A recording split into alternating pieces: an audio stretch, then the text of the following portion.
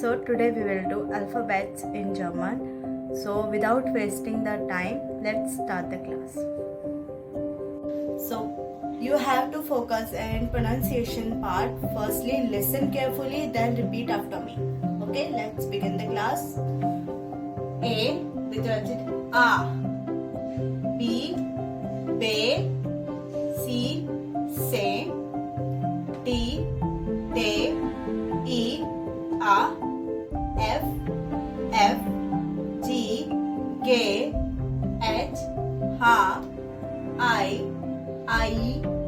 J K K L M N O P Q R S T U V W X Y Z.